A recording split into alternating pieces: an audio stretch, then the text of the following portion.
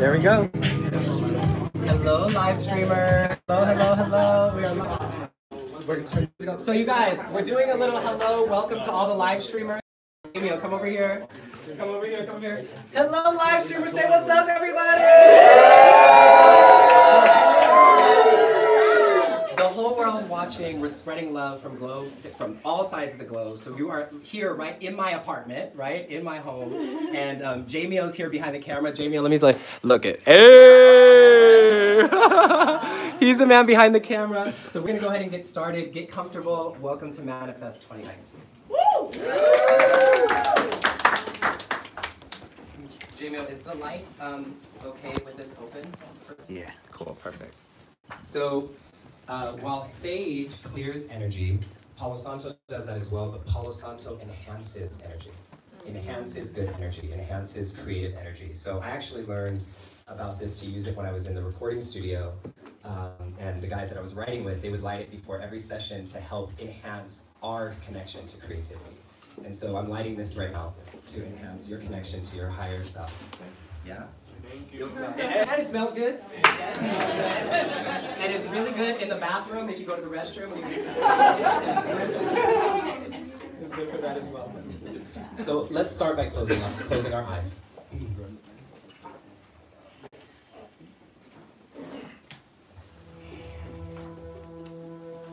Place your right hand over your heart and your left hand over your navel.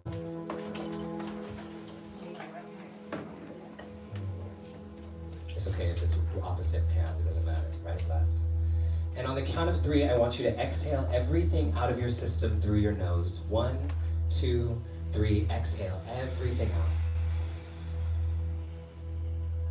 And now slowly inhale through the nose into your belly first, then up into your chest and your heart, your collarbone, your throat. Hold the breath in. And with a sigh, let it out.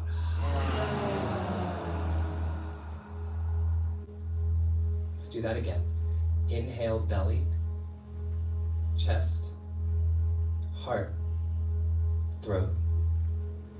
Hold it. See if you can take in a little bit more air. And now with a nice loud sigh, let that shit out. Oh, okay, we needed that. Let's do that again. Let's do that again. Okay. And you guys at home, feel free to make some noise doing this. Don't be afraid.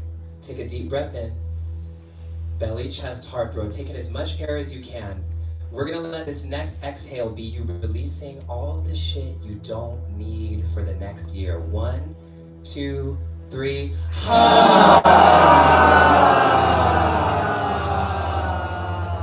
it out. Now you can welcome, come on in, there's a seat up here, in front or in the back, wherever you want.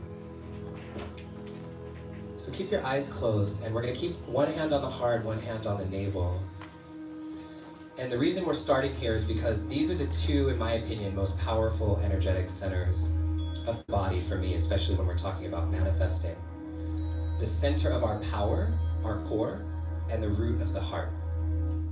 And when we bring these 2 things together, when we're acting from confidence but with heart, that's when we flip into the life that we were born to live. That's when we flip into being the person that we wanted to be. That's when we flip into understanding that our way to find our purpose is not by worrying about yourself, but about worrying about how you can be of service to your family, to your friends, to all the people around you, just by your presence. So today, yes, we're gonna talk about getting some shit done. We're gonna talk about goals, we're gonna talk about visioning, but we wanna really always unite these 2 parts of the bodies, the center of your power and the center and the root of your heart. Let's take a deep breath in there. And let it out. I want you to repeat after me. I am worthy. I am worthy. Say it like you mean it. I am worthy. I am worthy. I am ready. I am ready. I deserve this life. I deserve this life. I am worthy. I am worthy. I am ready. I am ready. I am powerful. I am powerful. I deserve this life. I I deserve this life. One more time. I am worthy. I am worthy. I am ready. I am ready. I am oh so fucking powerful. I am oh so fucking powerful. I deserve this life. I deserve this life. Take a deep breath in. And a deep breath out. Go ahead and open your eyes. Awesome. Thank you. Have we arrived? Yes. Okay. Miku, come on in. Everybody, Miku's here. We have a couple new friends in. Come on in. Find a seat. There's a couple spots right up front if you want to come all the way up to the front. Oh, I'm coming up. Come up to the front. So for those of you at home, really quickly, because I got a couple emails, if you're having trouble downloading the workbook that we're going to be going through together, you guys will all get it shortly. When you click the link on the live stream page underneath the video, if you're on your computer, it should just download automatically to your downloads folder. It'll open up a blank window and then download automatically, so look for it in your downloads folder. Otherwise, you can open it up on your phone as well, and just make sure you have a pen and paper handy for you to go through this process with us. So I'm going to tell you guys what we're going to do, okay? So couple ground rules. We don't need, I mean, even though I love a good applause, there's going to be a lot of different moments in here that you're going to resonate with something that I say or something that somebody else says or something that's happening here in the room. I just learned this actually at a retreat that I was at in Mexico this week called the Modern Elder Academy. If anything happens at any point in the middle of my conversation that you resonate with in your spirit, this is our move. Go ahead, do it, come on. So that's what we do, okay? So if something resonates with you, if you love something, this is what you do, and it'll be cool because you'll feel like, oh, I like that, I don't know if I should do it, and then all of a sudden everybody else will be like, me too. So that's your move, you two at home, this is our move, okay? And the way that this is gonna work today is we're going through a guided process together, and there's a workbook that's gonna be handed out to you guys. We're gonna have music, all of the music that's being played today, depending on what we're working on, is using the notes that are aligned with the chakras that we're actually working on in that exercise. So each chakra is aligned to certain musical notes, and we're activating in the sound way as well. And the way that it'll happen is I'll talk and teach for a little bit, not long, and then welcome, come on in, you're good. Oh, it's Jumi. Hello, Jumi. Everybody met Jumi. So I have to introduce you guys to Jumi. Jamie, can you pan the camera to Jumi real quick? Jumi, come here. Come up here, actually. So I have to tell you guys, I'm very excited about this woman. So I just hired Jumi. She's like the most incredible woman, and she handles everything that's related to all of our programs and stuff like that. Yeah, see? This is our move for applause. So this is Jumi. If you guys need anything today, Jumi's here to help you, okay? Yeah, so I'm going to talk a little bit, and then you guys will have time and space to actually work on the concepts, because my goal is that you guys, anybody who's worked with me knows that, like, I hate cheap motivation. Cheap motivation is when they just talk to you and give you no tools to actually do it, so you feel really inspired and then you go home and cuss out your kids. You know what I mean? So it's like, what do you actually do? So we're gonna get it done today. By the time you leave, I'm not just gonna teach you about manifesting a vision, you're gonna have it as done.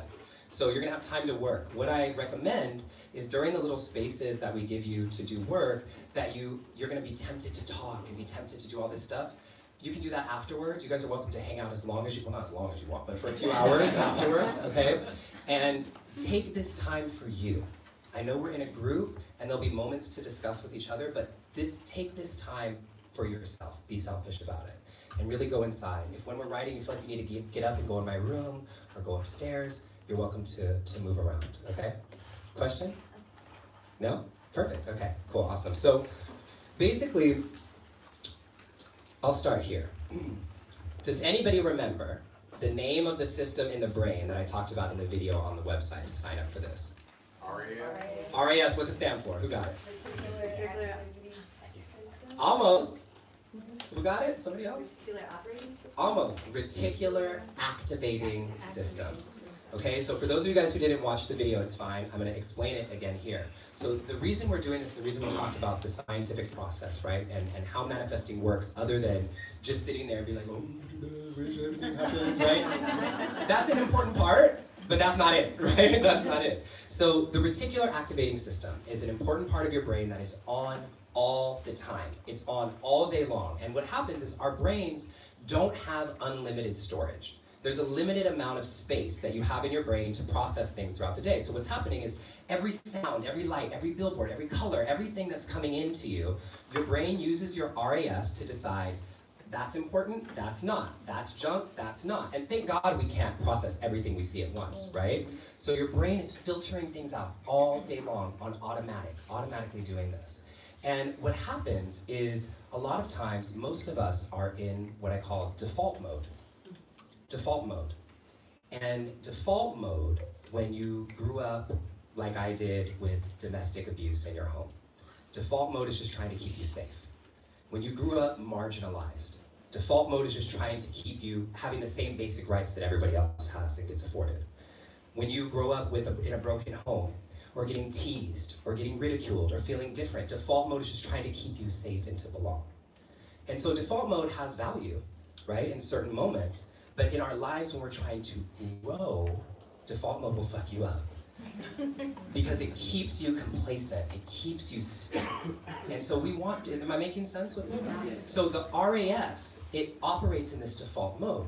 And so what happens when we set an intention? When we set, and not just like, oh, my intention is love, right? Like this is a good start, what we're doing here. But like a really clear, direct intention. What happens when we do that is our RAS locks it in, and now that's the filter.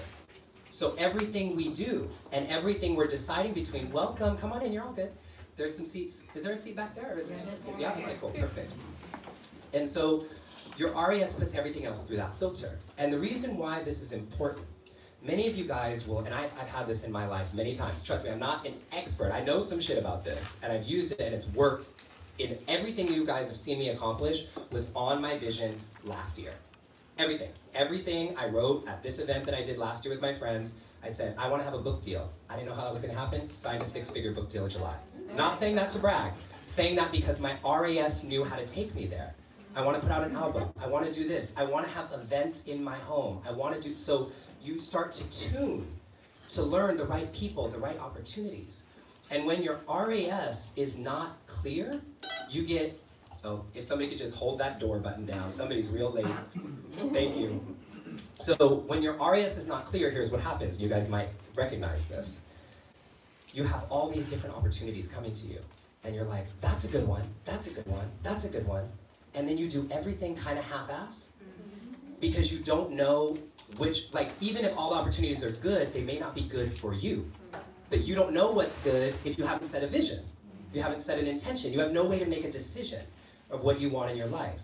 So what we're going to do today is going to be split in 2 sections. The second section is going to be about writing your vision and setting your RAS. The first section, which we're going to get into in just a moment, is about elevating your vibration, because the only thing differentiating the person you are now from the person in your vision is your energy and your vibe.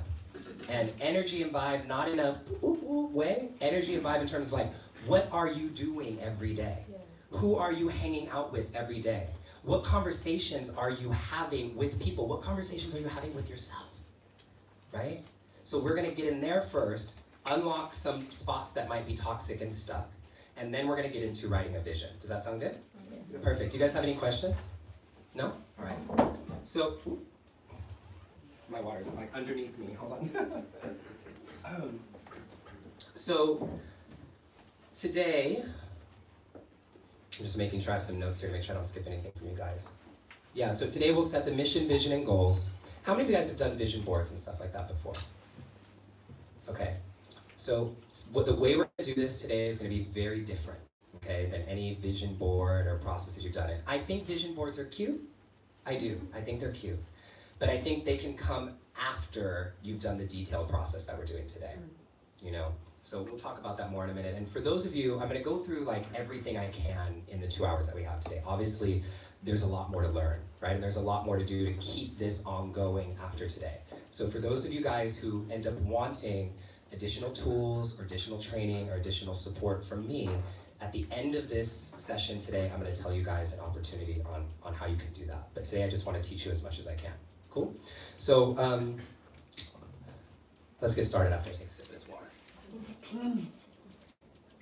Jumi? Yes, sir. It's clipboard time. So those of you guys who are watching the live stream,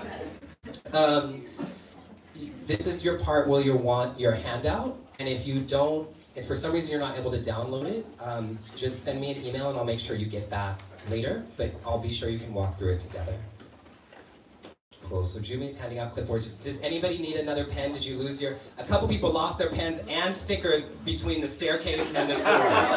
So they need some pens. Come on in. Come on in, come on in. Hello, welcome. Oh, hello, come on in. So what's our seating situation right now, you guys? We got 3 people who just came in. We have one up here. We got one up here in the front, and one right here, and one over here on the side. So we might need to do some shifting. I can just sit right here. Okay, if you're comfortable there, go ahead and go up the stairs a little bit, yeah. What's your name? Yeah. Ashley. Hello, welcome. Thank you. You never got All right. Y'all on the live stream, I know you were prepared, so please be patient with us. So while these are being handed out, actually I'd love to introduce you guys to the people up here with me. This is Drin. Elliot, Drin has played with me so much. She is the most, you'll hear her magic come through. You guys remember? Look, this is for Drin. Yeah, so this is what we're doing. We won't practice it. This is for Drin. So this is Drin. She's an amazing musician and keyboard player. Oh, perfect. We got a good spot for you right up here. Welcome. And then Ahmad here, you guys are in for a treat. This man has a spirit coming through him when he plays percussion. It's really magic, and so our intention is to just envelop you in some beautiful sound. And I might sing a song or something later too, so we'll see. All right, does everybody have clipboards and pens? Yeah? Okay, cool. So, I'll get you guys into this page in a minute, but I just want to start by talking about this. So, we talked about your vibration, right? Your frequency that you're vibrating at on a daily basis. And the thing that we have to be so careful about is, for so many of us, we are our own poison. We become our own poison. And there, yes, you got the handshake there, Mary got it. and the self-sabotage. And if we write a vision and we meditate, right? And we write a vision and we meditate and we do yoga and we do all this stuff to get our vibe right in that moment. But then our habits and the patterns and the things that we're doing throughout the day are in total dissonance and are totally out of alignment. What happens is it's kind of like going to a garden and watering that garden, but the garden's full of weeds, right? So we need to pick out the weeds first, and then we're open to create something new. And that's why so many of us have these big dreams, and then it's like impossible for it to happen because our gardens are full of weeds. Is that hummingbird out? Yes. I felt it. Cool, yeah, it's here for us. So the first thing that we're gonna do is, on this first page, everything in your life, first of all, isn't bad, right? Our lives are great. Even if how many of you had a tough year this year? Anybody have a tough year? Oh yeah? How many of you had an amazing year this year? Yeah? How many had a mix of the two? Me too, okay? Mix of the two, amazing and tough at the same time. So, we're gonna start on this first page talking about the ways that you can celebrate yourself. Starting with the things that you want to keep in your garden. So we don't pick everything out the garden. Right? So we're going to take a moment. This is a really simple exercise. We're not going to take long, maybe 5-6 minutes or something like that. But really, don't be like surface about it. Take a moment and think about how you grew as a person. How did you show up for your friends? How did you show up for your family? How did you show up for the work that you did in the world? Did you get out of a toxic relationship? Did you stand up for yourself in a certain moment? It doesn't have to be these big accolades, right? But just the little ways that maybe only you know. Maybe some big ways that you've shown up for yourself and things that you want to keep. So I'll give you an example. For me this year, one of my big level ups was getting more sleep. Okay, and like sounds basic at its core, but I've always been kind of like a person who could run off 5-6 hours of sleep, but as I've been getting older, that hasn't been working out so well. But I also noticed that when I didn't sleep, I was bitchy to people, unintentionally, right? So there's me doing this meditation and yoga, and then blah, blah, blah, right? So there's the weeds. And I noticed that when I didn't sleep, I also wasn't as creative and passionate. I noticed that when I didn't sleep, I needed to drink more coffee, right? Have more stimulants to wake me up. So I said, okay, at the core, I want to get more sleep. So what I did at the beginning of the year is I started using this app called Sleep Cycle, which everybody should have. It tracks your sleep every night. And my goal was between 7 and 8 hours, and I tracked it every single night this year. And today, I'm at 7 hours and 8 minutes average. So I did it, right? But that's like an RES, so that's how you know, like, okay, should I stay up and talk to my friend late tonight, or should I go to sleep? What's my vision? Sleep, right? So that's how we're gonna do this. So take just a moment, they're gonna play a little music for you guys. And we're going to start with this simple exercise of just bragging about yourself and the things that you accomplished in 2018.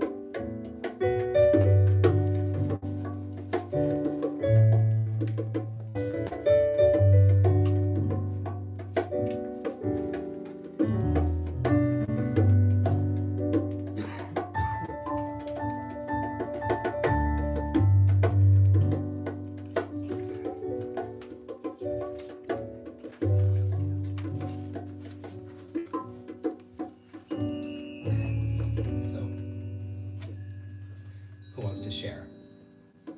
Miku. I'm calling on her. Tell us one thing that you are celebrating about yourself. Why don't you do it on the mic? Come up here, come here, come here. Yeah. So the live streamers can see your beautiful face. We can start playing the next one. Yeah. Okay. Hi guys. Give us your favorite one. My favorite one. Okay. My favorite one is I stood up for myself and my wants and needs in my romantic relationship. Amen. Wait. So I walked away when it was necessary, and I put my foot down when I saw that it was fit. And I challenged myself to communicate my wants and my needs better. Amen. Because that can be very scary. Let's keep that in the garden. But like Justin said, I had to keep my eye on my focus, and what was my focus is to have a healthy relationship, and you can't have a healthy relationship if you're not communicating those wants and needs, right? So I just had to push through it and say, this is really fucking scary, but I'm gonna do it anyway. Yes, Miku, thank you so much. Yeah, awesome. thank you. Thank you. Donnie, can you come up here? I'm calling some of my friends out, but yeah, you guys are gonna all, don't worry, everyone's getting their moment. So watch out. Donnie, share your favorite one on the list with us. Okay. So my favorite one is number 5, which is my greatest accomplishment this year. And it was that I followed my gut, spirit, and heart and left my job in order to allocate that time and energy to my art, creative passion, and businesses. And I took the leap of faith, and I will be beginning this new year freelance. Yes! Congratulations. I can get a clap. Who else wants to come share? Who wants to call it out? Come on, Levance. Get ready to come up. You can come up too. Yeah. Donnie, if you just move your chair, she can get out and come up too. Yeah. It'll be easier. This is Levance Coley, everybody. Hi everybody. My biggest accomplishment for this year was I sang on my first Union album with John Legend.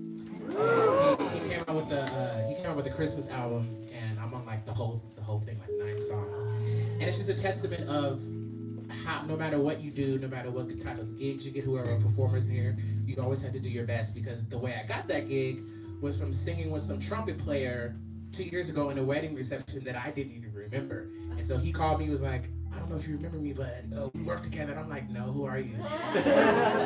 So then he asked me to do this session, and I was like, oh my God, this is amazing. And it all went through SAG-AFTRA, so you get royalty checks. It's a Christmas album, so that's whenever. Christmas album. It's like right there, Christmas June. So yeah, there you go. And Jamie, let's make sure, if we need to pan the camera to make sure they're inside. Cool, perfect. Come on up. What's your name? Aria. Aria. Hi, Aria. My thing that I said is that I recently gained about 40 pounds in the last year, and I was a person who never would go to the gym, and I couldn't create that habit for myself or change my eating habits. But I recently did, and I went through 2 personal trainers trying to actually make it a habit. But I recently lost 20 pounds. Amazing. Congratulations, Aria. So what we're going to do now is just literally for 2 minutes, turn to somebody next to you, and I want you to share 1 or 2 of your favorite accomplishments, okay, with each other. I have 2 that I really like.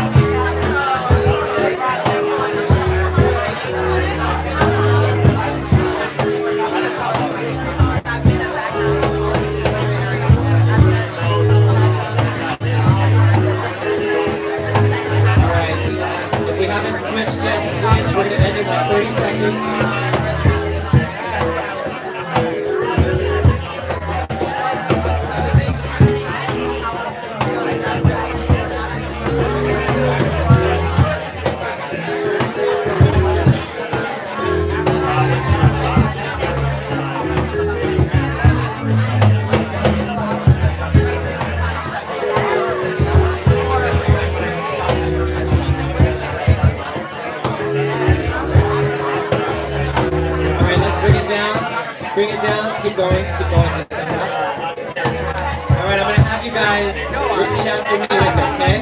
Keep going. Celebrate yourself. Celebrate yourself. Celebrate yourself. Celebrate yourself. Okay, hold on. You guys don't sound like you're celebrating yourself. You sound like what happens when we're nervous to celebrate ourselves, right? Like we're afraid to brag. Can I hear you guys celebrate yourself? Celebrate yourself. Celebrate yourself. Celebrate yourself. Celebrate yourself. Celebrate yourself. Celebrate yourself. Celebrate yourself. Celebrate yourself. All right. Hey. All right, let's bring it down. Thank you guys. Little celebration. We can bring it all the way down. All right, everybody. Awesome. Okay. Continuing. Hold on, I'm gonna need my. Can you hit a little chime for me to make that? Perfect. All right, so here we go. So continuing on, you guys can flip to the next page. So this is where we get to the things that we want to change, right? So we've kind of decided some of the things that you did well, maybe things you want to keep in your garden. But now we're talking about picking these weeds out, okay? Now the first, what we're starting with is the internal. Because it's so easy for us to look out and say, I'm not doing what I'm supposed to do because this person, because this job, because I don't have this, because I don't have that, because I don't have this training, because I don't have money, because I don't... That's all bullshit. They're all real, right? They're all real, but that's not the reason. The reason is you're part of creating that story, is the internal dialogue and the internal ways that we sabotage our own selves without even realizing it. And I'll give you guys an example of what happened to me this week. I mean, it's totally insane. So I was like preparing for this event. And for me, like doing this, like I've done the manifest thing several times with just close friends, but I've never done it in a group like this, having people from all over the world watching, My inside, I know, like this year for me has been probably the best year of my life so far. But I know internally, my body, my subconscious is not used to being this happy. It's like, how could you possibly be this happy? You know, how could they, we can't be this happy. Something's gonna go wrong. Something's gonna go wrong, right? And so here I am with this book deal and with this and with that, like all these amazing things happening and just feeling happy, having amazing friendships, relationships, everything going well. And then 2 days ago, woke up with a sore throat. That's the subconscious, right? So my options at that point, when you recognize it, when you go, okay, this is me limiting myself. Of course, I woke up, Tim knows, Tim, one of my best friends right here, and I called him, and I'm just like, Tim, I have a headache, I have a sore throat, I have mucus coming up, I think I have a fever. I literally don't get sick, like I haven't been sick all year, and I'm like, of course I'm getting sick right before this. Now, in that moment, you have to catch it, right? What's happening? I'm sabotaging myself. And so what I had to do in that moment was not freak out about it, but I literally stared myself in the eyes in the mirror. You guys would laugh. I'm like in the mirror in the eyes. And this is actually like in books, this is what they tell you to do. I looked myself in the mirror and I said that same affirmation that I said to you guys in the beginning. You are worthy, you deserve this, you are ready, you are so fucking powerful, let's go. You know, and telling your body like you can do this. You don't have to keep default mode stopping yourself. And it's the internal ways that we do this to ourselves all the time. I have a good friend who just got drafted. I mean, you guys will see these stories over and over. Good friend just got drafted to the NFL. The week before the draft, he was playing basketball. If somebody could hold down that door button for the very late person who just arrived. So the week before the draft, he was playing basketball with his cousins and tore his Achilles. Week before, right? But you guys hear these stories all the time, and they've happened to us, right? And so in those moments, we have to, first of all, remember that we're sabotaging and that we're trying to break past to a new limit, and then we have to make different choices. And this is what I mean on a very practical level. So normal, typical Justin, preparing for this event, I would have stayed up super late. I would have, Sienna knows, my good friend, I would have stayed up super late, doing everything, running around, trying to get everything together. I said, okay, that's my default, is to try to do it all by myself, to stress and try to get it all done in time, to stay up late before the event. And if I do that, I'm gonna end up with the same result. I'm gonna end up sick. I'm gonna end up fulfilling this prophecy, right? But instead, what I did last night is I text messaged Mary. Where's Mary? Right here. Mary. And I said, Mary, I really need help tomorrow morning with the food. I couldn't get it done. Can you please come and help me? And she came this morning at 9 a.m. and helped me with the food, right? But normally I'd be like, oh my God, I have to get the food done, I have to go to the store, I have to do, right? Like you have to do that, and then that ends up, it seems like a logical thing to do, because that's what you've always done. But you have to catch it. Okay, that's gonna fulfill that prophecy. I said, tonight I have to be in bed by 10. I was in bed by 11. But you change your little patterns, and it's all about noticing, okay? Does that make sense? So this next section is about your internal elevation, and then the next section we're gonna do it all at once, is external elevation. So I'm gonna start by talking about the internal ways, I'll talk about the external ways, then we'll have like a 15-minute break to work on both. So internal elevation, which is the page you're on now, this one is sometimes the hardest one, and the question is, what do you want to change about yourself in 2019? And this is really not about what you do, but who you are. Like the who you are by yourself that only your really close friends or your husband or wife or whatever knows. Like that you. The conversations you're having, the things you're telling yourself, the habits, not really habits in terms of things that you're doing, but those habitual things that only you know about. Hello, welcome. Oh, this is our friend. Hello, welcome. You just drove in from where? Stockton. From Stockton. Literally just drove here from Stockton, California to make it on time. Welcome, welcome. Jumi will take care of you and make sure you have everything that you need. And then you may need to sit up on the staircase up here. We'll have him sit up on the staircase, okay?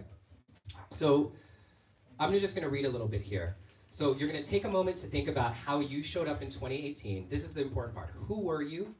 Not who people expected you to be.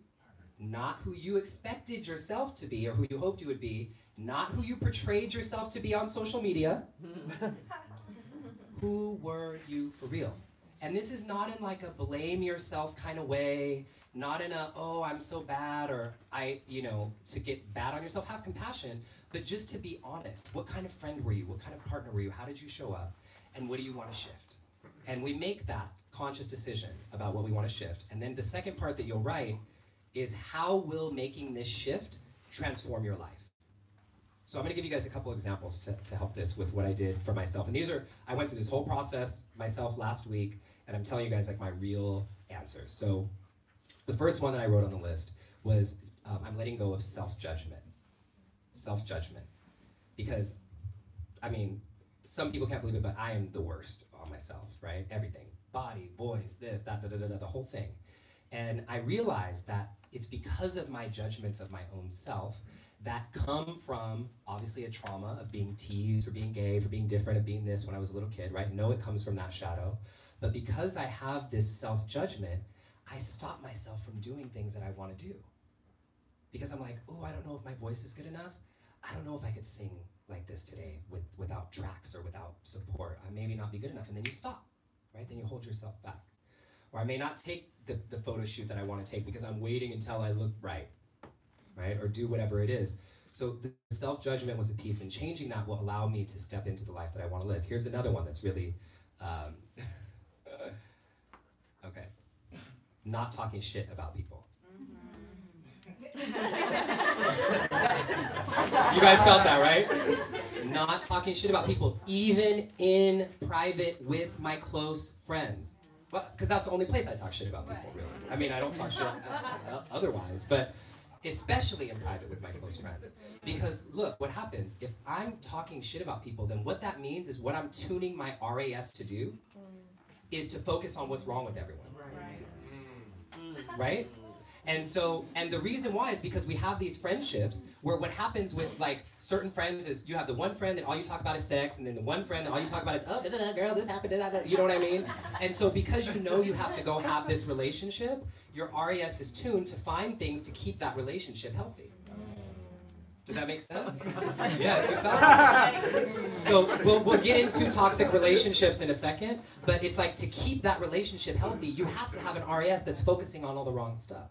And so, anyway, that was a big one for me, right? Not talking shit about people, and that extends onto the self-judgment on myself. The last one that I wrote for myself was when somebody asks me a question and I don't know the answer, or let's say somebody asks me to do something for them and I know they want me to say yes, but I want to say no, to actually just pause and say, I'll think about it and let you know. I know that sounds like easy, but I'm a person who's like, yes, let's go, bro, you know? And then I'm like, fuck, I don't want to do that. Damn, why did I say yes to do this? I just had a situation where there was a good friend of mine who wanted to do an online course with me, and she's amazing. And before I crossed my T's and dotted my I's, I said, yes, let's do it. Let's do a course. Then we started the process, and things didn't seem to match up. And I was like, fuck, I said yes before I even checked in. You know, I said yes, of saying yes to people, saying yes to things. And then what happens when you say yes to stuff, or if I don't say what I mean, is then I'm at home, calling my friends, what should I say? How should I handle this? What should I do? Overthinking the scenario over and over and over. How should you do it different, right? How have you been there, right? Oh, yeah. But if I just said what the fuck I really meant in the first place and took a second to pause, I would never be in that situation. So I'm giving myself permission to pause and say, I'll let you know. You know? So those are my three. So we're gonna flip to the next page just for a second. I'm gonna talk about both of these because we go through them together. So do you guys have questions about that last one? Pretty clear, right? Easy. Okay. So the first one is your internal, and the second one is external. External. So this is the part that's usually easy for people. It's like, I want to cut her out of my life, right? Like whatever. So this is the cutting. This is the cutting piece. These are people who are not welcome in your garden anymore. So there's actually 4 kind of toxic patterns or cycles that I talk about with most of my coaching clients, but we're going to focus on 2 of them today. The first one is your toxic habits. Now, I teach this a little differently than you may have heard it before. So I'm not going to talk about like the obvious toxic stuff. If you're doing coke 4 nights a week, like you don't need a book or a class to tell you you're doing toxic stuff, right? Like getting blackout drunk 3 days a week, like you don't need me to tell you that, hey, you should probably write that down, right? we should probably work on that. I want to talk about the stuff that's like not so obviously toxic, because sometimes it's the stuff that everyone around you is doing. Sometimes it's the stuff that you've built your character upon. Sometimes it's the stuff that doesn't seem bad, and maybe it's not bad, but it might be bad for you. And I'll give you, an example. There's that congestion. I'll give you an example. So for me, about a year ago, I gave up coffee, okay? Coffee's not bad. Coffee's not toxic. And the important thing about this to say is nothing, cocaine, mushrooms, alcohol, sex, nothing in the world is inherently toxic. It's about how you use it, how you relate to it, how it's affecting you moving towards your mission. And so the way that we have to relate and ask the question, the filtering question is this habit that I have, is this thing that I'm engaging with taking me closer to my vision or further away? There's no in between. Every choice is taking you one way or the other. There's no still, right? So when you have your RAS filtered and we have the vision, it's easy to see closer or away. So coffee for me. My first job ever in my life was when I was 15 at Starbucks Coffee, okay? So in the drive-thru. Thank you for choosing Starbucks Coffee. This is Justin. What can I get started for you today? Caramel macchiato, great. Oh, you meant frappuccino? Awesome. You know, this is back in the day. And so I still have a little apron in my room. So I've been drinking coffee since I was a little kid, right? Since I was 15, lots of coffee. And then I realized about a year ago that drinking coffee allowed, anytime I was feeling like sad or a little depressed or a little vulnerable, or if I was feeling tired, if I had a latte, it was like Superman. I could turn into the Justin everybody expected me to be instantly, right? And what that may not sound toxic, but what happens is because I was drinking so much coffee every day, I wasn't facing the challenges. I was just pushing them down with lattes, literally. It's like, oh, I'm feeling sad. I'm feeling like something isn't right about this relationship. Latte, we're going on a date. You know? Do you guys hear what I'm saying though? And it's like, okay, so to feel that shadow, to feel that sadness, to go, what is this here to teach me? I know it's hard, but like, how do I face that? Coffee wasn't allowing me to face that. And so I gave up coffee. So like I said, coffee is not inherently toxic. I also gave up, most of my friends know I've been basically turning into the Virgin Mary this year. As I've been writing my book. I gave up coffee, alcohol, all substances, and for the last 6 months, sex. So it's been not forever. That's ending soon. But that's ending soon. So and to my point, what you'll see here is the way that I did this is you write your toxic habit, you write down why it's toxic, and you'll need this as a reminder when it tries to creep back into your life. And then this is the important part. The last one is how long do you commit to releasing the habit? And the reason I say this is when we make these like, I'm giving up coffee forever, right? It's really easy for you to go, oh, I can't accomplish it. I'm just gonna drink some. So what I recommend is set a number of days that feels challenging, but realistic. So when I started, I said, I'm giving up coffee for 3 months. 3 months, I can make it to 3 months. And then at the 3-month mark, that's when you get an opportunity. It's just an experiment. It's just an experiment with yourself. So you get to, instead of looking at it like this limiting thing that you're cutting, it's like, let me be an anthropologist and see what happens if I give this up and see how my life changes. And after 3 months, on the next day, I literally write a date on the calendar, check in about coffee. I sit down, give myself 15 minutes. How is my life different from 3 months ago? And if it seems like there's a positive change, then I may continue. If it seems like there's no positive change or it's not really working, then I can start drinking coffee again. Or if I've shifted my relationship with it, I can see about how to bring it back in a healthy way.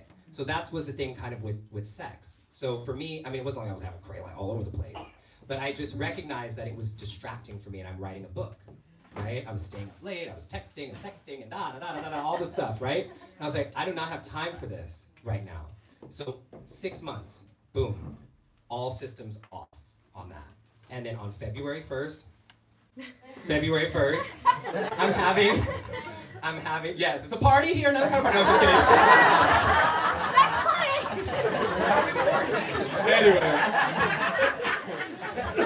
Anyway. Invite only. So February 1st. So on February 1st, I will have a check-in and say, do I need to continue this a little bit longer, or am I ready to reintroduce this into my life in a different way? So those are toxic habits. Any questions so far about this? No? Okay, then we're going to go to the third page, which is toxic people. Page 4. And you guys are going to have like 15 whole 20 minutes to work on this. And it should be easy for you to identify these things. So, go ahead, Prince. You got to get up. You good? Maybe I've been having a pee for Go pee! Let him up, y'all. Go. You're good. Ask for what you need.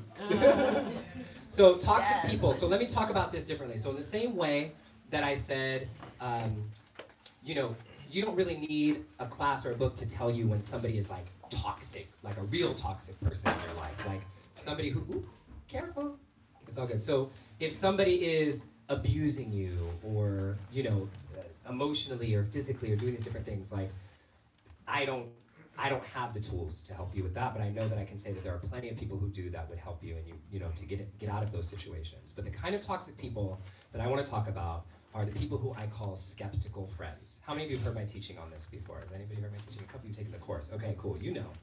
So skeptical friends are the most toxic of all. A skeptical friend is somebody who, when you tell them about an accomplishment, you're not sure if they're happy for you or jealous. A skeptical friend is somebody who, when you tell them an idea, they always go, well, to play devil's advocate. Well, a skeptical friend is somebody who you don't really want to invite to the thing, but you do because if you don't, you know they'll be mad that they didn't get invited. You guys are already thinking of people, right? Skeptical friends are people like, it's that little tiny feeling that you have, and you guys know it, that little feeling when you tell them something and you're like, oh, their response was a little off. You rationalize, no, but they wouldn't do that, right? That is a skeptical friend. And the reason they are the most dangerous type of toxic friend in relationship of all is because a skeptical friend is allowed into your life, allowed into your home, allowed to hear about your dreams, allowed to hear about your goals, allowed to hear your secrets. And when you're trying to do something new, when you write a new vision for your life, when you're ready to grow, all it takes is one fucked up comment to turn you off track. One. Especially from somebody who you respect and trust. So these skeptical friends will be in your life like, I have this idea, like, girl, I don't know, but like, shouldn't you be focusing on this instead? That could literally take you off track for years, months, or you never do it. You guys feel me on this one, right?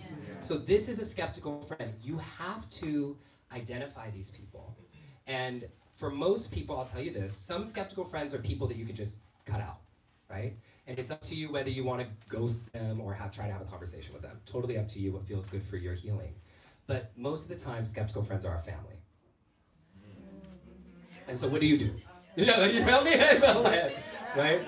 So, yeah, question, yeah. I am one of those devil advocate kind of people. Mm-hmm. But I don't feel like I'm being negative. Are you saying that that is identifying a skeptical person? Yeah, so let me tell you about devil's advocate a little bit, okay? So there's a lot of, this is not just something I'm making up, there's a lot of books and stuff about this. So you as a friend, or the friends that you have around you, their job is to believe in you more than you believe in yourself. So you don't need to play devil's advocate for the people that you love. You don't need to do that. The whole world is already doing it for them. The whole world is doing it for them. So, ooh, I just like feel emotional when I say it, like the whole world. So when your friend comes to you with a dream, your job is to elevate them and help them dream bigger. Help them see themselves in a light that they may not see themselves. Amen. What is it? We're calling some spirits, you guys. I'm ready. Where's Apollo Santo?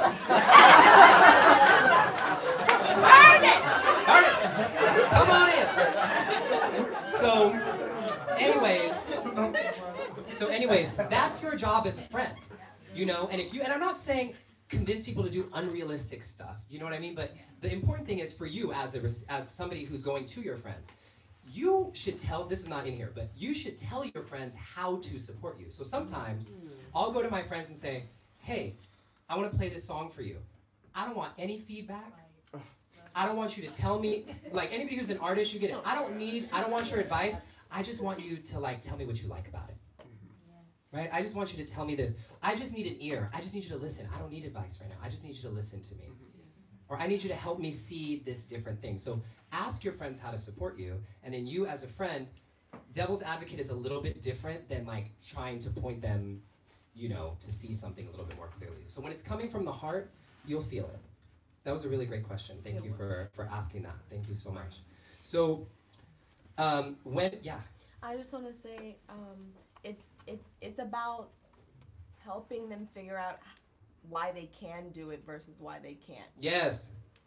Somebody write that down for me. Why they can do it versus why they can't. Yes.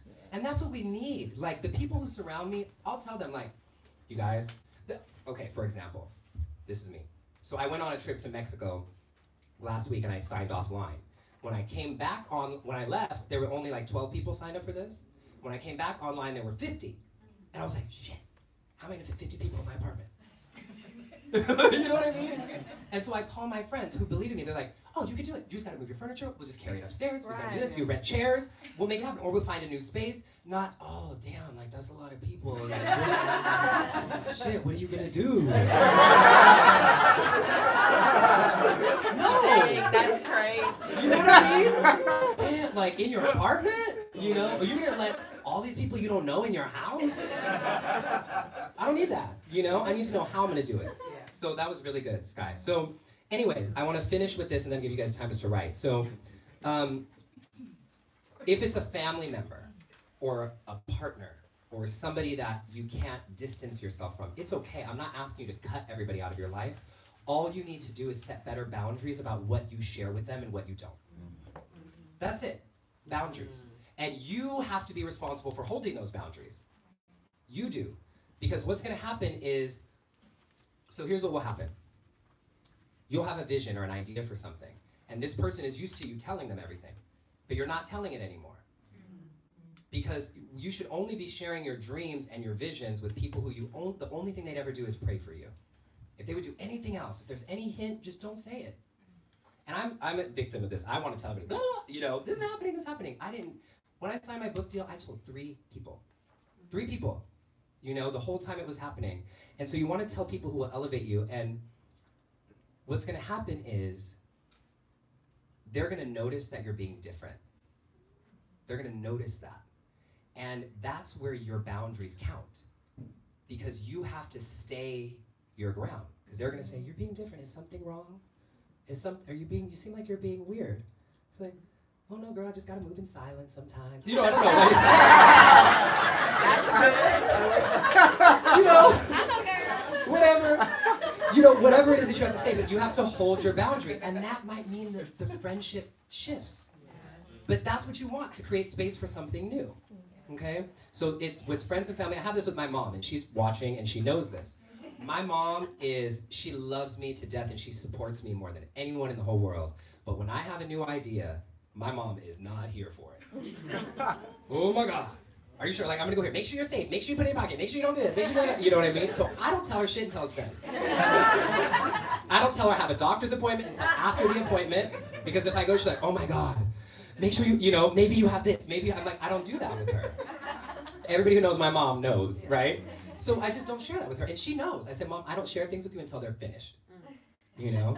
And that's how we roll. So we're gonna get into the next section. You're gonna have a good amount of time to write here, maybe 15, maybe a little more minutes. I'm gonna invite you to bring your energy inward to yourself, to really give yourself this time today to really reflect on what it is that you need. If you need to get up to use the bathroom or to do whatever you need to do, feel free. But we're gonna have about 15 minutes to go through those 3 pages, cool? And for those of you guys online, enjoy, thank you for being with us. Let's say hi to our friends online. All right, and our amazing musicians are gonna get started here with some more music.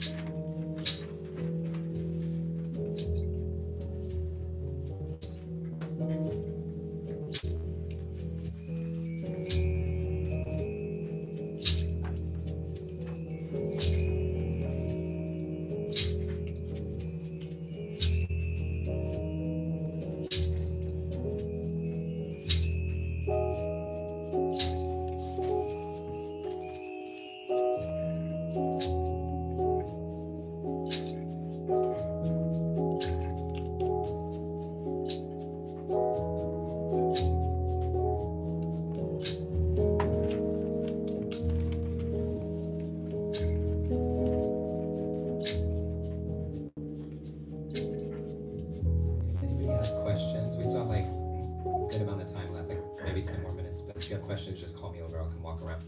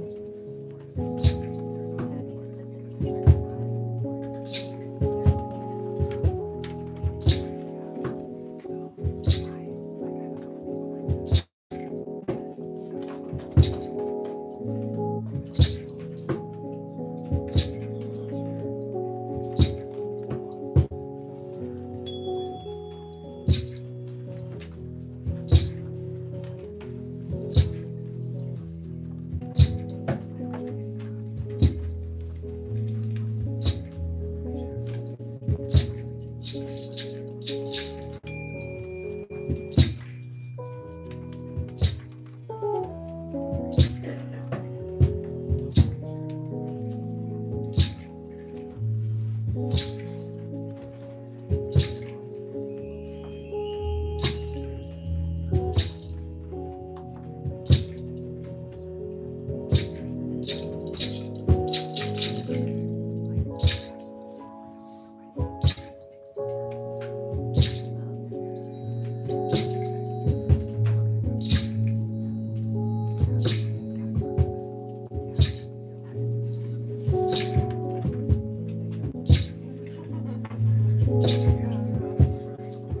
you guys be okay with 5 more minutes? Or do you need more time? 5 minutes? Okay, cool, perfect.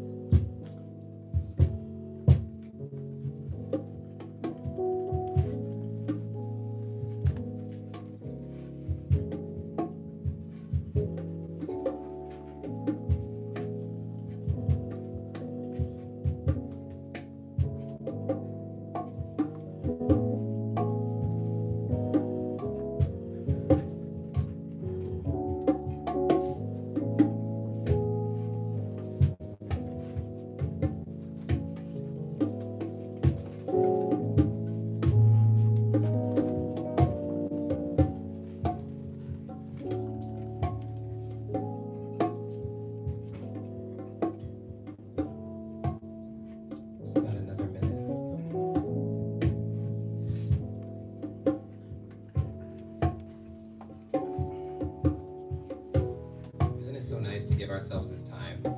It just feels so nice to give ourselves this time. Especially when you're gonna be a hot mess tonight.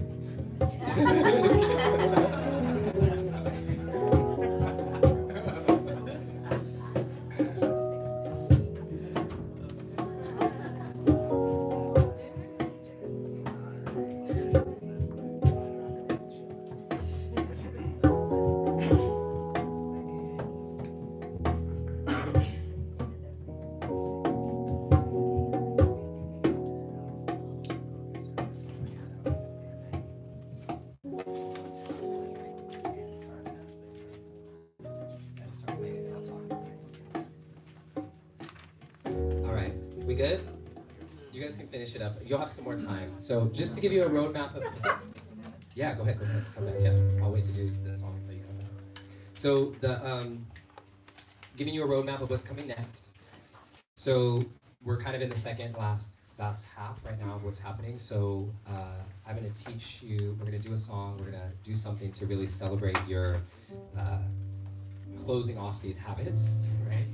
And then we're gonna talk about your vision and how to create a vision. And then I'm giving you guys almost all the way up until the end. Maybe we'll stop 5 minutes before 1 o'clock. So you have like 25 minutes to write your vision. So a really good time to, if you need to go to the bathroom now, fine, but in like 10 minutes, you'll have 25 minutes, to go to the bathroom. So if you can hang. So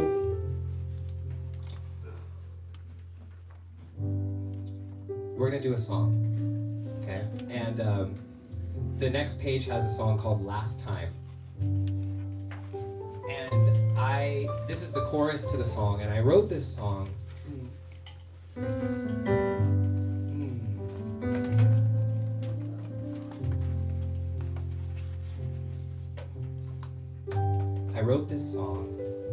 This is when my toxic thoughts start coming up. So I'm just breathing into them. So I wrote this song to talk about releasing my toxic habits that were holding me back from being who I knew I was put on this earth to be. And the song is called Last Time. And the words of the chorus are, this is the last time that I break. This is the last time that I say. This is the last time that I break. This is the last time I betray my heart just to taste you. So y'all know you clearly know one of my toxic habits. But it really goes for, it actually goes for everything, right? Like taste, this word taste, right? I was talking the other day with somebody about getting drunk, right? And you don't just get drunk off alcohol. You get drunk off of all those little seductive things that pull you off track. By food, having a taste of a certain food that you know you don't want, or by people who you know you shouldn't be spending time with, or by habits that you know you shouldn't be getting engaged with. We get drunk by just getting a little taste of that, and then it gives us permission to break our own boundaries. So I wrote this song as like an ode and a promise to myself that it will be the last time that I broke. Okay? So now that I'm done stalling because Ahmad's back, we'll sing the song.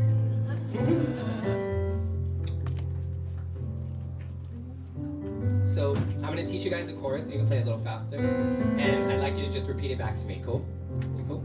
So before we do it, my intention for doing this is not just to sing a song to you. My intention for doing this is to give all of us a moment to really say to ourselves, after we wrote down these habits and these people, this is the last time that I break. This is the last time. So feel that when you're saying it. You can even close your eyes. So I'll have you guys sing along with me so you feel these words.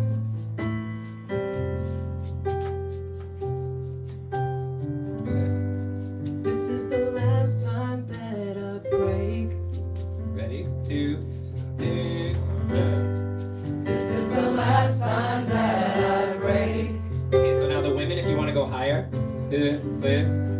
This is the last time that I break. Let's try that again, everybody. Good. So you can do high or low. This is the last time that I break. Oh, these background singers, what I got you. So the next part. This is the last time that I'll say. Ready? Ready and go. This is the last time that I'll say. Yeah, come on, Drew. This is the last time that I'll break. Ready and go. This is the last time that I'll break. Yeah, then the last part, listen. This is the last time I betrayed Hold on. my heart just to taste you. You ready? This is the last time I betrayed my heart just to taste you. Okay, let's try it together. This is the last time that I break. This is the last time that I say. At home, I hope you're singing. This is the last time that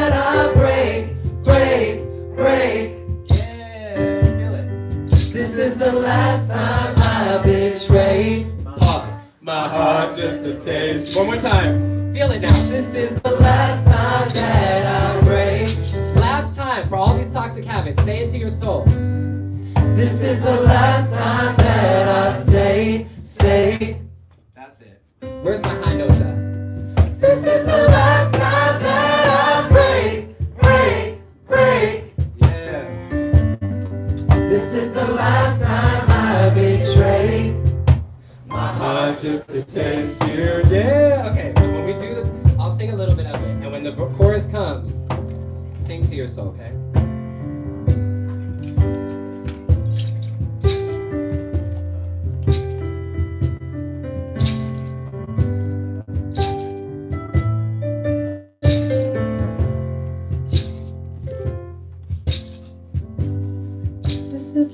That was alright there.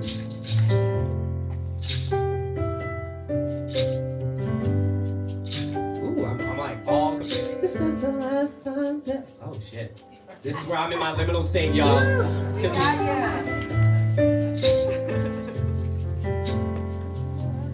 Stop it for a second. Hold on.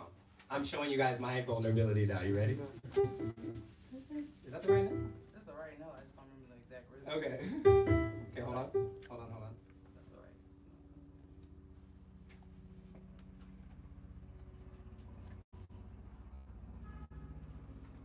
Let's just sing along more together. This is the last time that I break. I just want to see what Spirit wanted me to do, because for some reason that was not coming. This is the last time that I say. No. This is the last time that I break. No. This is the last time I betray my heart just to taste you. Come on. This is the last time that I break. If you're posting on social media, my hashtag ad is We Just Will. Yeah, the last time that I say. But don't feel like you need to do that. Close your eyes and feel it. Really, the last time. This is the last time that I break. No. This is the last time I betray. Can we pick it up and go reggae a little bit on us? This is the last time that I break. Y'all like reggae? No. This is the last time that I say. No. This is the last time that I break. This is the last time I betray. Okay, I got you guys. I told myself it was okay. But I knew I'd feel this way. It's the pain I try to crave. Is it the high or just the chase? Oh, this is the last time that I break. This is the last time that I say. No. This is the last time that I break. This is the last time I betray. Bridge. My heart just a taste you. I remember times when you felt good to me. Just thinking of your lips took me to ecstasy. But now I'm here of you and I can hardly breathe. I'm coming down hard, ain't nothing I can take. Here we go. You ready? No. This is the last time that I break. This is the last time, so sing it like you mean it. This is the last time that I say. This is the last time that I break. This is the last time I betray my heart just to taste you. Hey, okay. We did it together, you guys. So, as they play a little bit, you can play a little bit. So, the reason why I want to transition before we write a vision and say this important part is every time we say it's the last time, there's a high likelihood you're going to do it again. That's why I wrote this off. And that's why in the thing we wrote down, why are they toxic? Why is this a thing? Because you may need to refer back to this in the future. And I'll tell you about a little bit of science that they actually, this is like quantitative research. It doesn't take 21 days to make a new habit. That is a total myth. That is no scientific fact at all whatsoever. It's a myth that they're using in capitalism to make you buy 21-day challenges and then not accomplish it and then feel like you have to do another 21-day challenge. But what they do know is that it takes anywhere from 18 to 265 days to make or break a new habit, depending on what the habit is and what your motivations are behind it. But this is the important part. What they found was that no matter what, if you fall off track, but you get back on track with compassion for yourself quickly, it does not affect your long-term habit building at all. That's the science. So if you're saying, I'm not gonna drink, so I'll tell you guys, actually, I had a drink of alcohol in March when I went to New Orleans, and I did it very intentionally. I said, I'm in New Orleans with my family, with my boo at the time, and I said, I'm gonna have a drink. I'm in New Orleans, I'm gonna have a drink. Y'all, I felt so bad. Like, my eye got swollen, I got sick, I had like a whole thing. And that was the universe going, no. And so the next day, I just said, this is the last time that I break. And we're right back on track without any judgment, without any self-hatred. Just get right back on track. So know that that is science, okay? So when you fall off, don't stay off, just get back on the wheel, okay? So let's move into the vision section. We can go down here a little bit. So,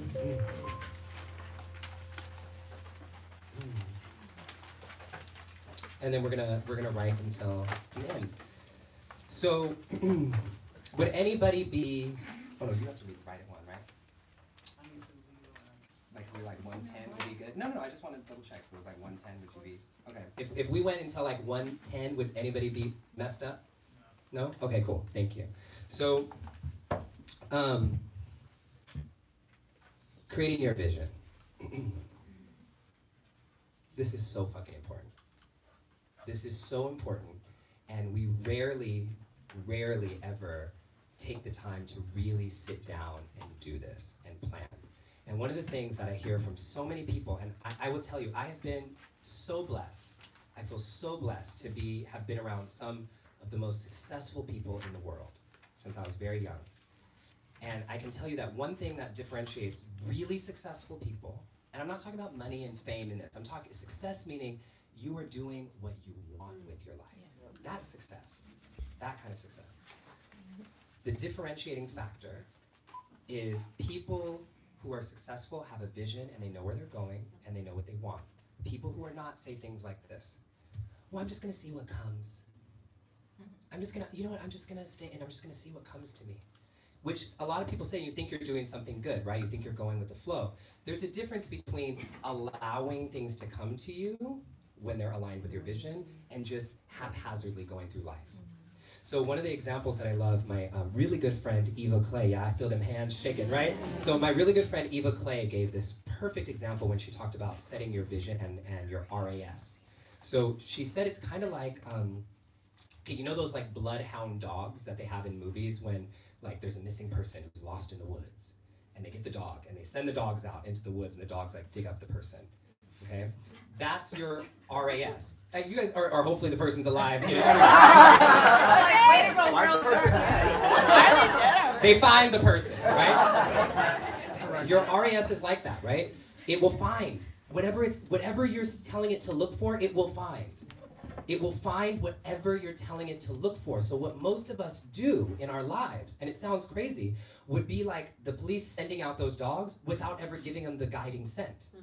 Saying, find this person, but we're not gonna tell you what they smell like. Just find one. What would the dogs do? They'd go, oh, there's a squirrel. Oh, there's a tree. Oh, there's this. Oh, there's that. And that's what we do in our lives. Oh, this seems like a good opportunity. Oh, that seems interesting. Oh, maybe that person. Oh, maybe I want a relationship, even though I said, oh, that's your little tray. Oops. Okay, so, maybe I want a relationship, even though I said that I was gonna focus on my this year.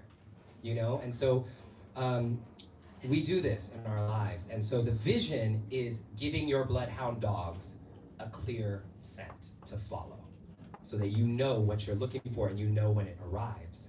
Now, the biggest issue that I see when people are writing visions is that they don't dream big enough. And I have to tell you, I understand, right? Like, I understand. When you grow up getting teased and ridiculed, your dream is to belong. When you grow up with domestic violence in your home, your dream is to be safe. When you grow up and you've had just no money. These are all ways that I grew up, right? I had no money at all. A single mom, 3 kids, and my grandma making $14 an hour, right? My dream was to make money and get out and to live a new life. But so many of us create our dreams from a desire to leave, not to fly.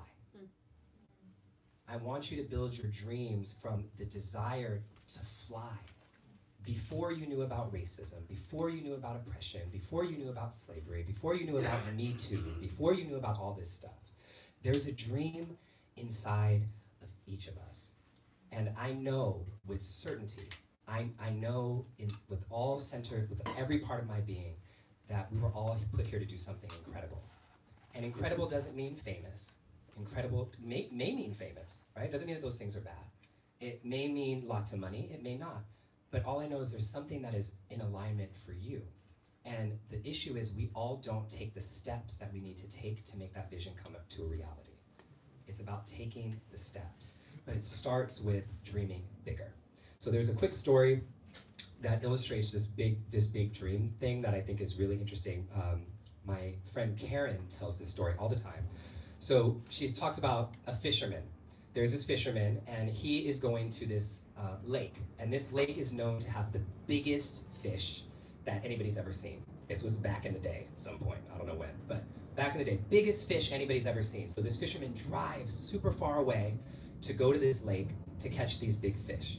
And he puts his pole in, he gets a huge fish out. He looks at it, and he goes, and he throws it back. Then he gets, again, another fish, pulls it in, looks at it, it's even bigger, throws it back. One more time, huge fucking fish, like the biggest fish. Looks at it, he's like, whoa, throws it back. So this other fisherman's watching him, and he's like, what the fuck's this guy, like, he could give me the fish. Why is he throwing all these fish back into the water? So he goes up and asks the guy, hey, you're getting like the biggest fish in the lake, why are you throwing them back? And he goes, oh, well, all these fish are bigger than my frying pan.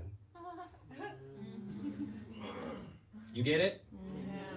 That's what it sounds crazy, right? But this is what we do. That dream is too big for me. It's for somebody else. It doesn't fit. I don't make enough money. It doesn't fit with my current circumstances. It's not good for people who grew up like me. People like me don't do that. I'm too old, I'm too ugly, I'm too fat, I'm too gay, I'm too this. Once I get enough training, maybe I'll do it. That's your frying pan. This vision that, what's that? I'm black. Exactly. I'm black. Trust me. Black people don't do that. I know. Black people don't do that, right? I've heard that my whole life. Meditating, hiking back in the day, doing yoga. Now black people hike. But when I started hiking, there was not one black person on Runyon when I started hiking. Not one, okay? And you know, it's changing. But it changes because it starts with us looking at these. With my coaching clients, one of the other topics we focus on is toxic beliefs and these oppressive belief systems that were literally implanted into us by religion, by just so many different things, by social structures that keep us slaves. Literally, if I just say it like that, you know? And so we have to undo those things. So we're creating a vision from a place of possibility. And I want it to feel so big that you have no idea how this is going to fit in your frying pan. And the reason why I know this works, you guys, is what I'm guiding you through right now, I learned how to do maybe 6 or 7 years ago. And the first time I did it, I was dreaming about, I think many of you guys know the story about my grandma. Do you guys know this story? People not know this? I don't know. You know, so I'll tell it very quickly. Let me look at the time. Okay, very, very quickly. So 6 years ago, my grandmother, who I was very, very close to, got diagnosed with stage 4 cancer, and the doctors told her she had 2 months. And I was super close to my grandma. She was like, best friend. And I flew home to be with her, and she just pulled me into the room, and she was like, baby, we'll talk about me in a minute, but there's something I've been wanting to tell you, and now that I know I don't have a lot of time, I need to tell you now. And she just said, if you were in my shoes and you knew you were gonna die in 2 months, what would you do? And don't answer me until you know. And I immediately just like flew up, like just, I never said it out loud. I was like, I would stop everything I'm doing and record an album. And at that moment, you would think I was living the dream. I was driving a BMW, I was making more than 6 figures, I was only 23, I had a house 2 blocks from the beach in Venice Beach, I had celebrity clients, the Real Housewives of Beverly Hills were my client back in the day. All this stuff looks like the dream, right? But I realized, and while I'm so grateful for all of those things, that dream to be this guy who started a marketing company at 20, to do this, to do that, was all based off of my desire to leave what I was in. Not the desire that was really in me to fly. Do you get what I'm saying here? And so when my grandma asked me this question, it woke up something inside of me that was like lost. So I hadn't sang at all in years. I'd never been in a recording studio. I had never done this. And she just looked at me. She said, promise me you will record an album. I said, okay, I promise. And when you promise grandma something, you don't break it. So she passed away. And I wrote a vision. I said, I'm gonna record a top-selling album. At this point, y'all, I'd never been in a recording studio, never written a song, never done anything, okay? Fast forward, 18 months later, that picture of that album you see back there, charted at number 18 on iTunes at its debut, next to Britney Spears and Adele. And I'm not saying that to brag. Thank you. I'm not saying that to brag at all. I'm saying it to tell you with 100% certainty, this shit works. Yes.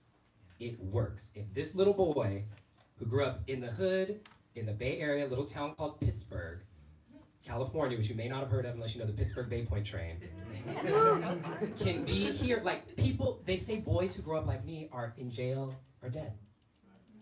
That's what they say. So how is this possible? A vision that's bigger than my frying pan. Okay, so we are going to get into writing your vision now. I'm going to just very briefly go over this. It's very self-explanatory. So you're going to write your vision, and there's pink paper on the last page that you'll write with. And you'll write your vision as if it's the end of 2019, and all of it is already done, and it's a thank you note to the universe or God or whatever you believe in. A thank you note full of gratitude. So every single sentence will start with, thank you so much, God, or thank you so much, universe, or I'm so grateful that I'm finally making enough money to support myself and my family without worrying. It is incredible. It feels so good. Thank you so much for this amazing partner that I have found, for blah, blah. Thank you. The reason we write with gratitude is because a lot of times it can, if we're writing a vision without gratitude, it can almost feel stressful when you're writing because you're thinking, how am I going to accomplish this? But we're saying, no, I am grateful. This is coming to me in gratitude. Every sentence starts with a statement of gratitude. And then, this is funny. This is on my vision this year. Oh my fucking God. I'm so thankful that I finally met Oprah. Yeah. Going to her home in Montecito was one of the highlights of my year. Our connection was incredible and natural. I'm so excited to go back again for my interview, which I am calling out for my book this year. Yes. So it's, this works. And then the last thing that I'll say is there are 5 life domains here that you see on the list. Work and career, easy, I don't need to explain that. What you do for work. Creativity, passions, and hobbies. Now let me tell you something. I think it is a false statement to say that everybody needs to be working in their passion. I think that is so limiting and it makes people feel stuck. I think some people work in their passion. And I think that your job that you do for money needs to be something that you don't hate. Something that you like, that feeds you, but that doesn't drain you. But if your passion is gardening, you don't need to be a professional gardener, just go to gardening club once a week. Do you know what I mean? And then you have passion in your life. So I think it is oppressive to say, you have to find your purpose and live it out and make money doing everything that you love. And like, if you don't do that, you're failing at life. No, that's not how it works. As long as you have that creativity and passion in your life, you will feel fulfilled. So that's what the second section is about. The third is physical and spiritual health. The fourth is relationships. This is your romantic relationships and friendships. And then the fifth one is financial freedom. And what I'm going to encourage you to do, financial freedom, is I want you to write how much a dollar amount, I'm talking make this RAS clear, a dollar amount that you want to be putting into your account every single month in 2019. An actual dollar amount that's in your checking account or in your savings account. Be specific. When you give your RAS unclear visions, you don't know where to go. So be clear. And the important thing that I wrote here, and it's underlined, is you write it in a balanced way. The reason why this is important is so many of my coaching clients that I work with in my group coaching, this is what they'll do. They really want this dream partner. So they'll do their vision board and do their whole vision about a partner. And that's all they focus on is this partner. And then what happens is they find the partner and they lose themselves in the process. They lose their passions. They let it go. They give themselves over to the partner. Or somebody writes about work and money and making more money. We all write visions about abundance, right? We all want it. But we only focus on that, and then what happens? We get sick and our health goes to shit in the process. Because we haven't thought about how do I stay healthy while making this money? And so your vision is going to incorporate all 5 of these in a balanced way. You can write in bullet points if you want, or you can write in paragraphs if you want. Just make sure it has details, it's specific, and it's full of gratitude. Any preguntas, questions? None? Yeah, go ahead, please. What's your name again, hon? I'm Heather. Heather, what's up? Do you have to, I'm not going to be able to phrase it now, but like believe, like I want to put a big number or something like that. But sometimes I feel like when part of me doesn't believe that, it doesn't work as well. That's a really good idea. So your belief will grow. Okay, your belief is coming from that default mode. So I want you to write a vision that when you read it, it's exciting to you.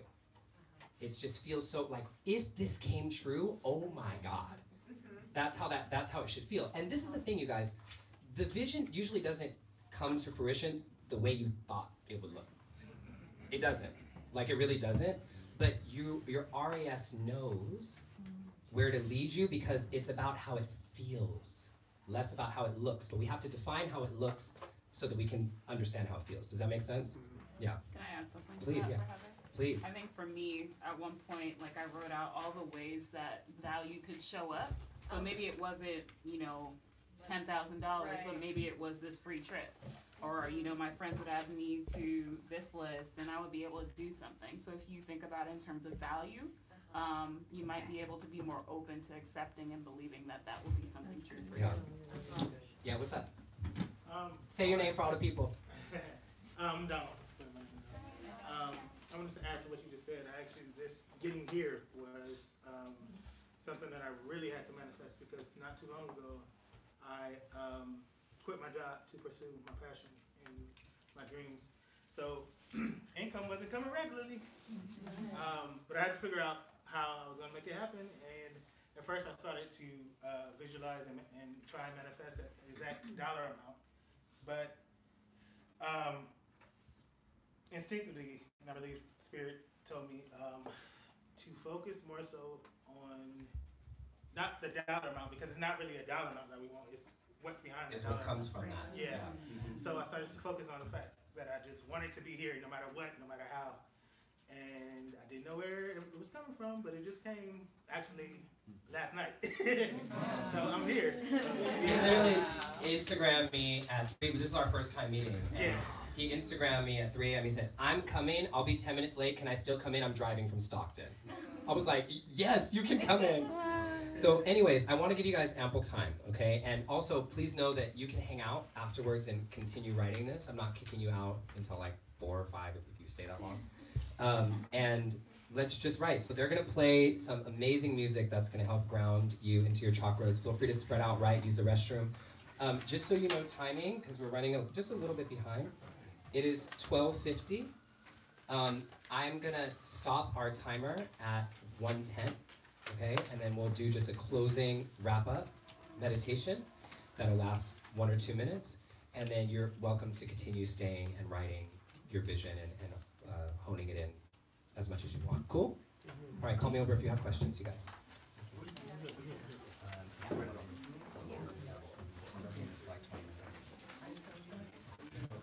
You just do whatever you're doing. I think make sure we spend a lot of time in the last round.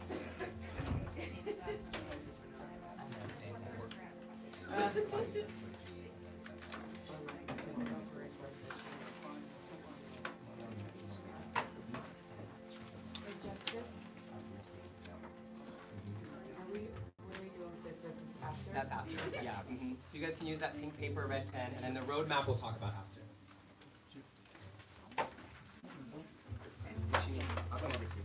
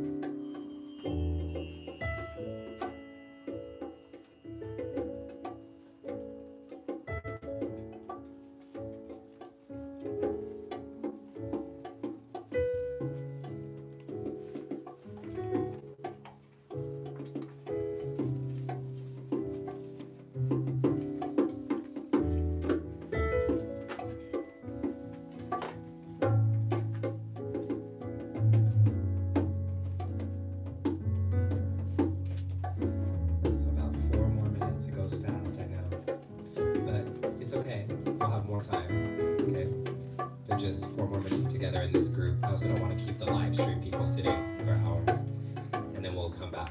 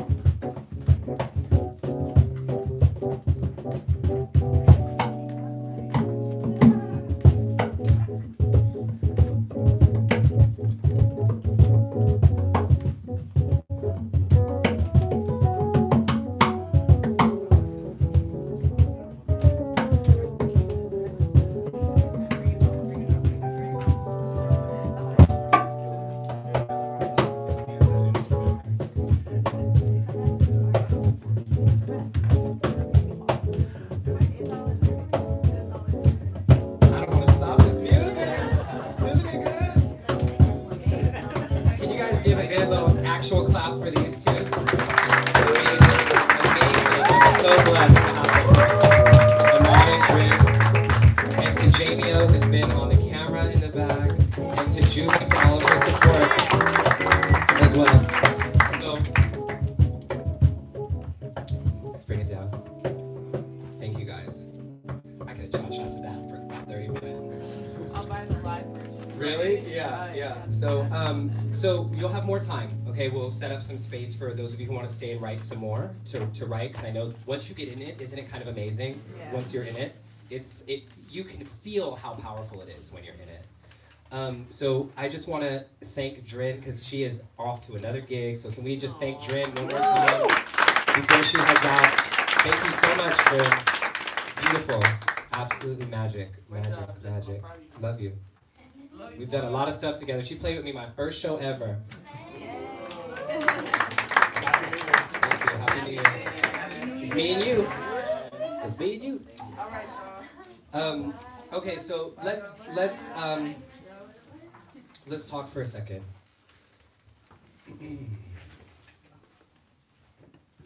Close your eyes and let's go back. Right hand over the heart, left hand over the navel, if you can. And just for a second, take a deep breath in through the nose and out through the mouth.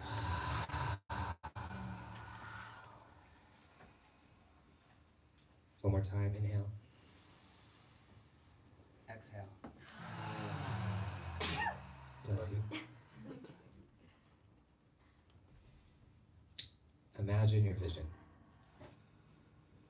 Whatever comes to you. No rules here. Just imagine what it feels like to live in that.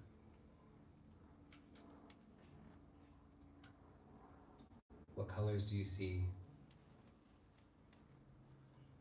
Who's there with you?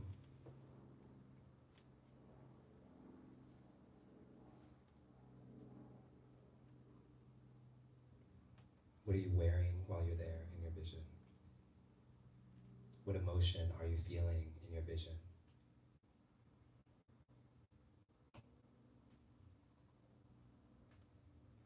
Take a deep breath into that. A deep breath out.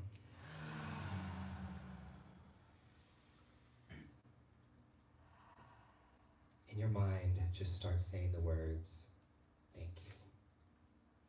Thank you. Thank you.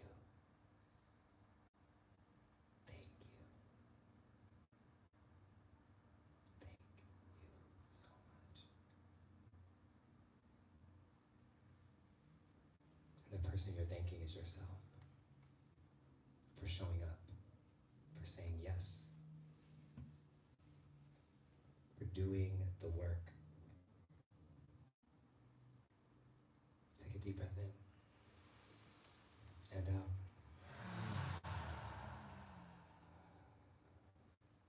Repeat after me. I am worthy. I am worthy.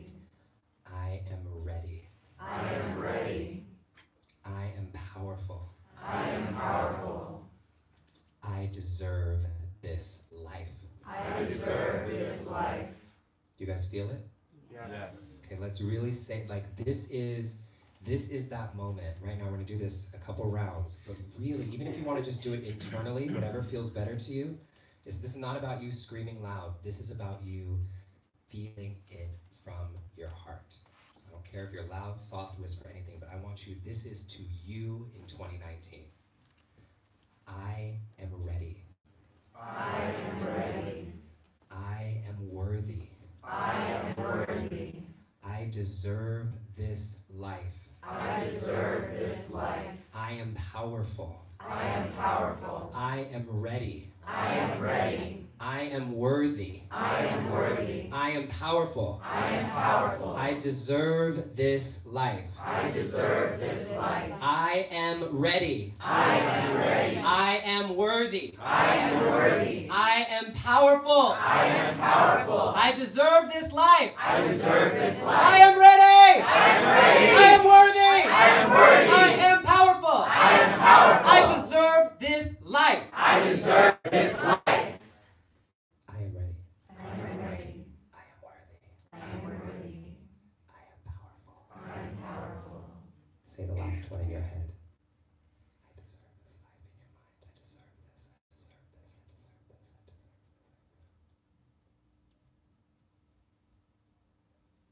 deserve this.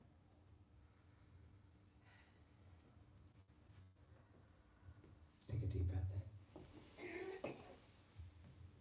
Let it out.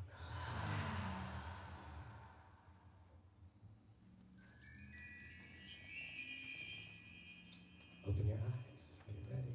You ready? Yeah. Yes. Yes. Ah, doesn't it feel good? Doesn't it just feel good? So last thing that we're gonna do, I just want you guys to open up to this manifest roadmap page. So what we did today was a piece of the puzzle. And this roadmap I want you to have.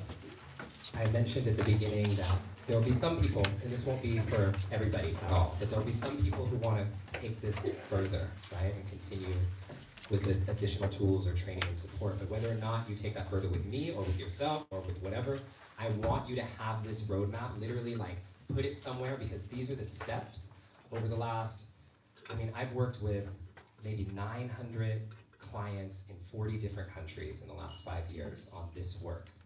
And this is the roadmap that I've seen literally take somebody from dream, I don't know how it's gonna happen, into holy shit, I'm manifesting.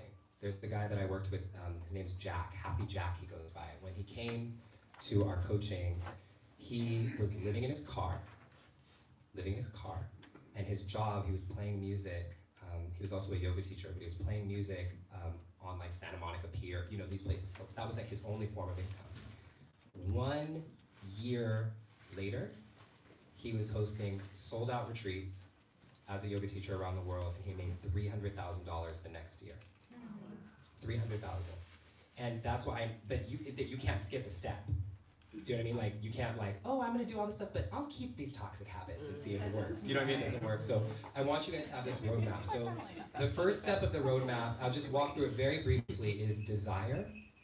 And desire is the real question around desire is a lot of us don't know what we really want.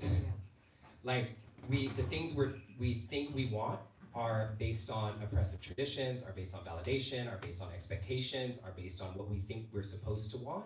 And so breaking that system is like step one, so that when we're creating your vision, we know that that's something you really want in your life, okay? And that's desire. Number two is purpose, and this is everybody's big question. How do I find my purpose? How do I define it? How do I figure out what it is? So going through that is really important because you discover your why. Number three is vision. We did this today, right? But we go, in coaching, we extend past that, and it's really important. Like, we did a 1 year vision right now, but it seems scary to think, but like, what's the 2 year, what's the 3 year vision? How do we get to that? There's a different process for that. 4 is fear. It's pretty crazy, fear. Like, fear comes disguised, and it stops most of us without us even recognizing that it's fear. Like getting sick, getting this, These are all ways that fear come in, so learning how to point those things out. And then 5, we covered 2 of them today, is what I call sabotage, self-sabotage.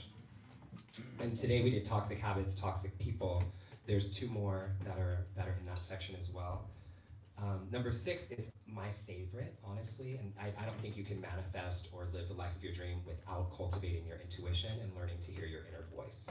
Because let me tell you, when you start to have a relationship with your inner voice, you don't gotta call nobody for advice. Nobody. You know exactly, you just tune in. Just like when I just had that moment with the music, you saw it was, hold on, why is this happening? What needs to happen? You just shift, right? And you learn to do that more quickly.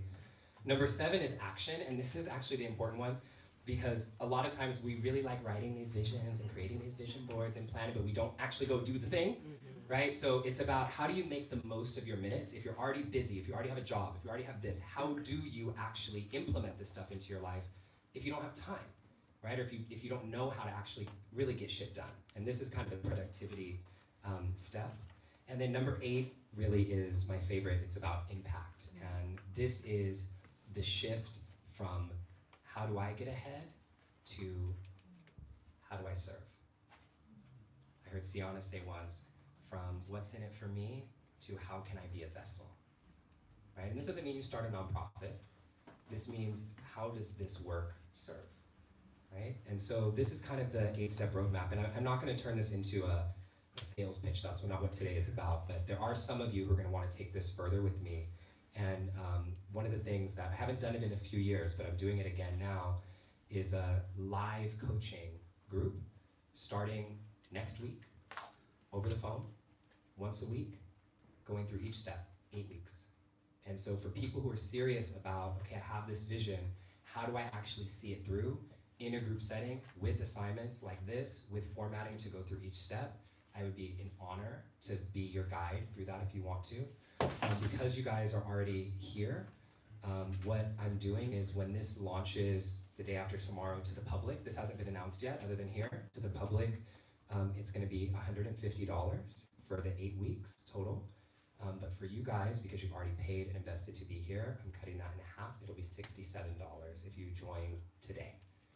Okay, today. And the reason why I do today is not to force you to do, but it's because I know when you leave here and you talk to that toxic person, and when you get into your da-da-da-da-da, then your mind starts going, oh, I don't know if I should do that. To put this into perspective, $67 for this is $8 a week. Okay, so to invest into getting your vision kind of really pushed forward by March. And so if you guys want to join me for that, there's no pressure at all. If you have questions about it, Jumi is right here with laptops, and she can get you guys signed up today. If you are online watching and you want to sign up for that, the website is manifestroadmap.com, manifestroadmap.com, and it's today only that $67 price is going to be on there. After today, it goes to $150. So I want to close by saying thank you.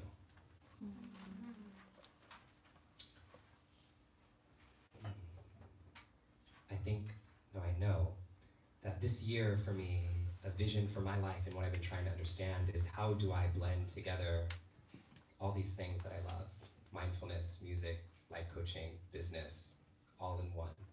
And today, ever, was my first time doing them all at once. Ever. Never done it. Thank you. And so I just want to say thank you for being here and being present, because that's happening is my vision, and you guys are a part of it. So I'm so grateful, I'm so thankful, I honor you, and if you want to stay around and hang, Jamie here is going to pull some people upstairs we have a beautiful light set up and a camera if you want to say a little something about how today was effective for you for next year, because I want to make this bigger. Bigger next year. So you can go on video. Otherwise, please feel free to hang out and as long as you want. Okay, does anybody have questions before we finish? Do you know what time you're going to be doing your calls for the... That's a really good question. The calls will be once a week, and when you sign up, it emails you a survey, and everybody who signs up, I'm asking what times work for them, and based on the group, whatever time works for the most people will be the time. And then if you can't go on that time, which a lot of people can't because there's people all over the world watching, I've done this before, there's a system that I've created where you can submit all of your questions in advance, and you get a recording of the call to listen to on your own time. So if you don't have time to do it at the time that ends up being selected, you'll have your own time. And the last thing that I almost forgot to say, unless there's more questions, is pink paper, red pen. Yeah. It's a thing. So one of my really good friends and really a mentor to me, Brenda Villa, she created this system, and it's kind of crazy. Once, everybody who came last year has told me, Justin, this was like witchcraft. Everything I wrote on that damn pink paper came true. Everything. And the reason why is pink paper represents love and represents you coming to this vision from the heart.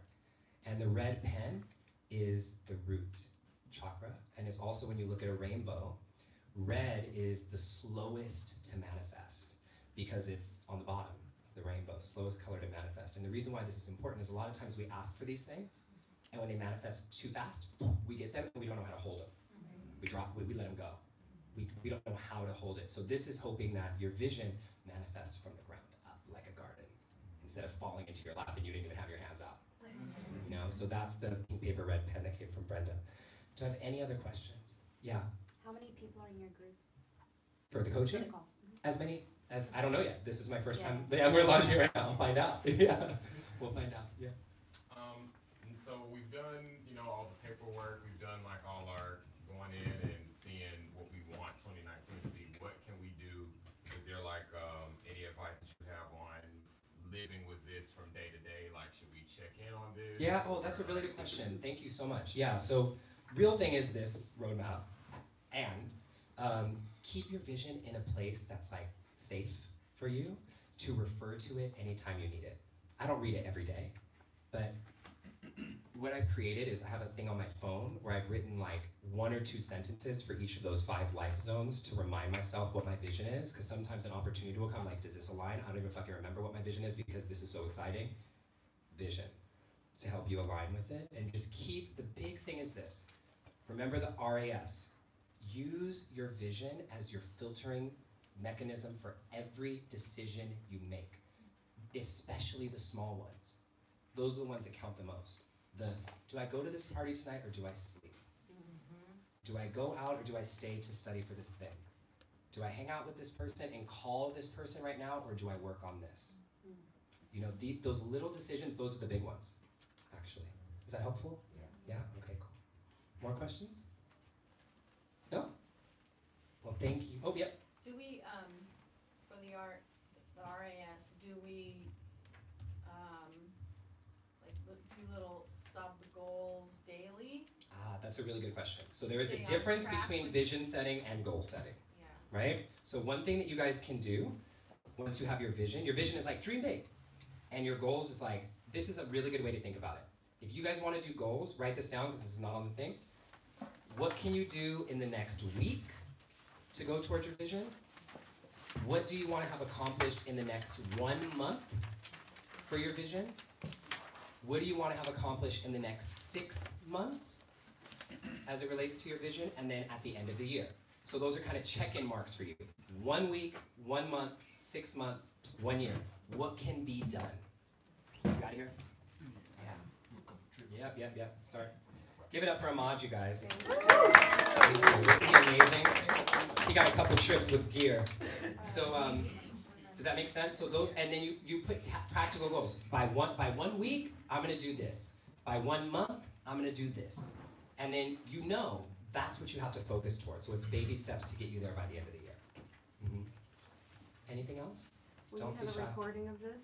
Oh yeah, you guys all, everybody who signed up for this, you guys all have the live stream. Like, and you guys all have access to it, so you just go to your email. It's actually in your inbox now. I had an automated email go to you guys to send it out. And if for some reason you don't, just email me if you work on the system. But you guys will all have a recording of this. Anything else? Don't be shy. Okay, so to you.